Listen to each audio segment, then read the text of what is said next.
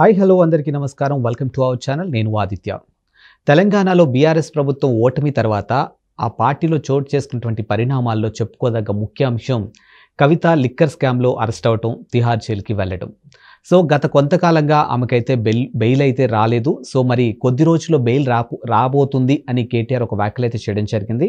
So మరి బెయిల్పై release అయినటువంటి కవితకు రానున్న రోజుల్లో బీఆర్ఎస్ నుంచి ఒక పెద్ద పట్టం కట్టబోతున్నారని ఒక వార్త అయితే ఇప్పుడు వినిపిస్తుంది. సో మరి ఆవిడకి ఎలాంటి పదవిలు కట్టబెట్టబోతున్నారు, అసలు బీఆర్ఎస్లో ఆవిడకి ఎలాంటి స్థానం ఇవ్వబోతున్నారు, ఇలాంటి ఎన్నో అంశాల గురించి తెలుసుకునే ప్రయత్నం చేద్దాం. సో ప్రస్తుతానికి మనతో పాటు స్టూడియోలో ఉన్నారు ప్రముఖ సీనియర్ జర్నలిస్ట్ డివిఎస్ గారు. సో సార్ని అడిగి మరిన్ని విషయాలు తెలుసుకున్నాం. సార్ నమస్కారం. సార్ నమస్తే అండి. సార్, తెలంగాణలో బీఆర్ఎస్ ఓడిపోయిన తర్వాత చెప్పుకోదగ్గ అంశం ఏదైనా ఉంది అని అంటే కవిత ఢిల్లీ లిక్కర్ స్కామ్లో అరెస్ట్ అవ్వటం.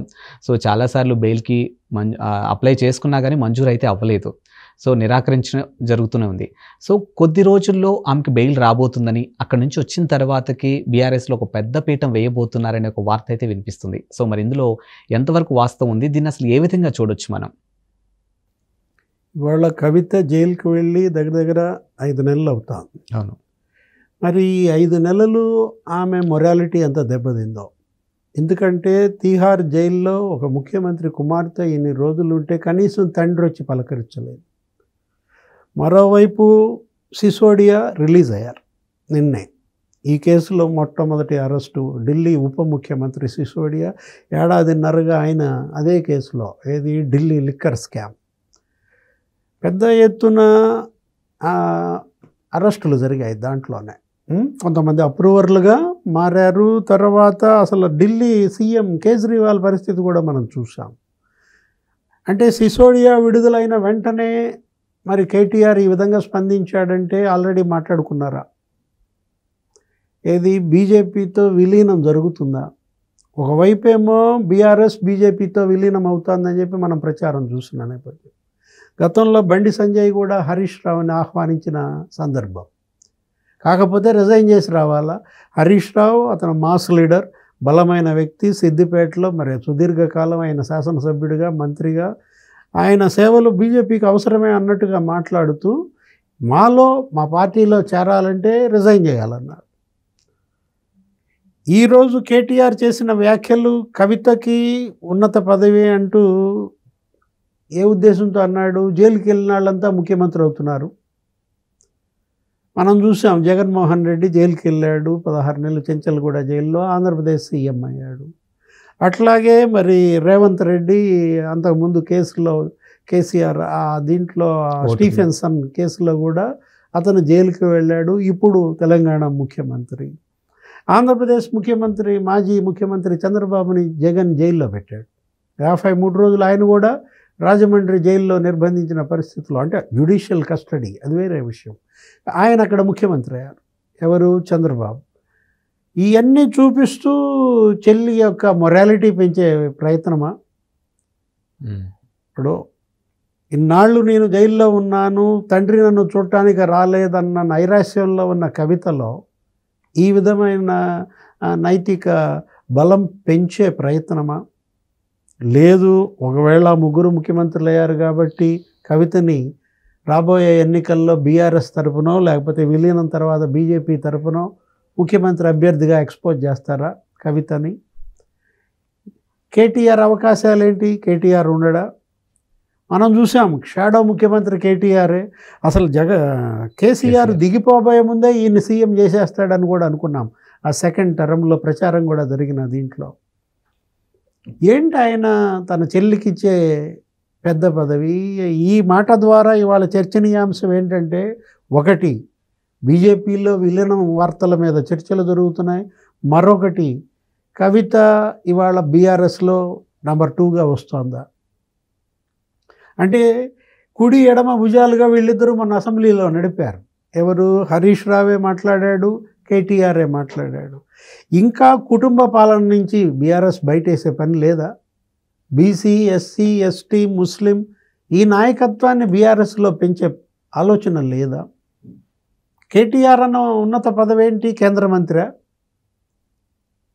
కాబోయే కేంద్ర మంత్రి అవ్వాలంటే, ఇప్పుడు ఈ పీరియడ్లో అవ్వాలంటే ఆమె సభలో ఉండాలి. ఆమె ఏంటి? శాసన మండలే తప్ప మరి లోక్సభ, రాజ్యసభకి వెళ్ళాలంటే అసలు ఇక్కడ ఒక లోక్సభ సీటు కూడా రాలేదు.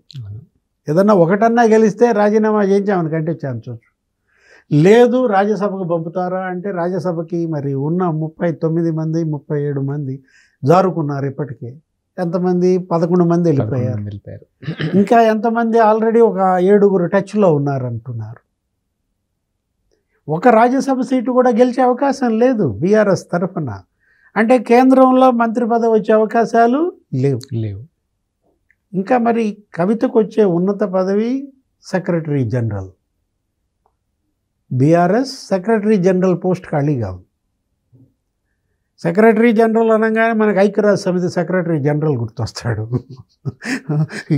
యుఎన్ఓకే విన్నాను తప్ప సెక్రటరీ జనరల్ పోస్టు రాజకీయ పార్టీలో ఎప్పుడు వినలేదు. వీళ్ళు క్రియేట్ చేశారు.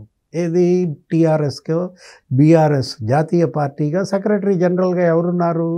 కె కేశవరావు ఉన్నారు.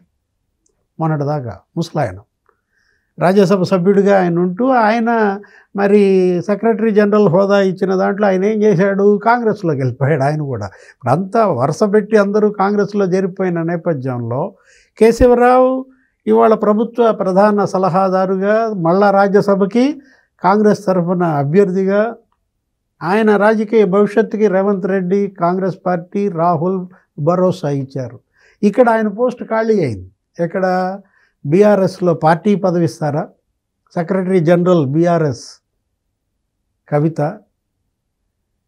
పార్టీ పదవి అసలు పార్టీయే ఇవాళ ప్రశ్నార్థకమైనప్పుడు ఇంకా పార్టీ పదవి ద్వారా ఆమెకు వచ్చే పదవి పెద్దదని ఎలా చెప్తాడు కేటీఆర్? ప్రజల్లో పదవులు కావాలా? ప్రజల్లో పెద్ద పదవులు పొందే నాయకత్వ పటిమ పొందే సత్తా ఇవాళ బీఆర్ఎస్లో మచ్చుకు కూడా కనపడతలేదు. ఎందుకని? 5 నెలల్లోనే వీళ్ళ ఓట్ బ్యాంక్ చల్లా చెదురైపోయింది.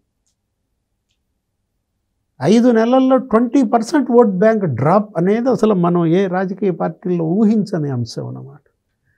37% నుంచి 17% పడిపోయారు అసెంబ్లీ ఎన్నికల నుంచి పార్లమెంట్ ఎన్నికలకి. మామూలు డౌన్ఫాల్ కాదనమాట.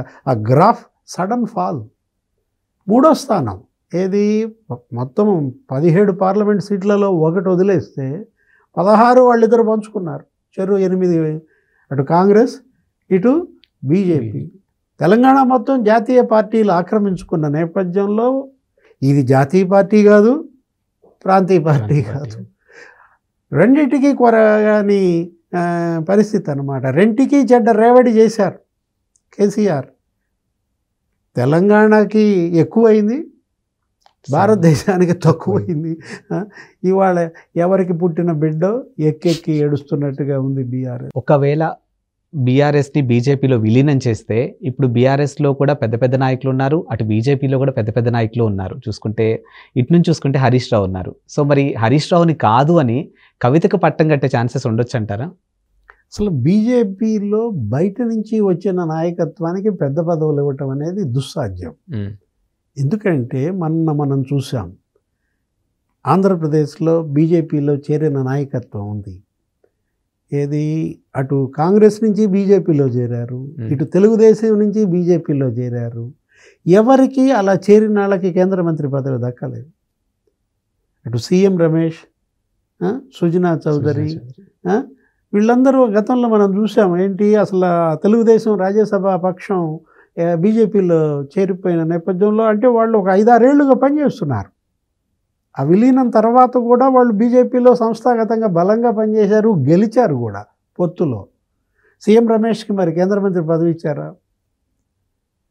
ఎవరికి ఇచ్చారు కేంద్ర మంత్రి పదవి? అక్కడ శ్రీనివాస్ వర్మకి ఇచ్చారు, భూపతిరాజు శ్రీనివాస్ వర్మ. అంటే బీజేపీలో మంత్రి పదవి, కేంద్ర మంత్రి పదవి పొందాలన్నా, రాష్ట్ర మంత్రి పదవి పొందాలన్నా అనేక ఇది జరుగుతుంది, స్క్రూటినీ. ఒకవైపు ఆర్ఎస్ఎస్, మరోవైపు బీజేపీ. అటు సిద్ధాంతపరంగా ఇటు విధానపరంగా కూడా బీజేపీ ఆ బ్లడ్ ఉంటే తప్ప అక్కడ ఎదగలేరు అన్నమాట. కాబట్టి వీళ్ళు విలీనం అయినంత మాత్రాన వీళ్ళకు ఉన్నత పదవి బీజేపీలో వస్తుందంటే అది అందని ద్రాక్ష అవుతుంది. Thank you sir. నమస్తే.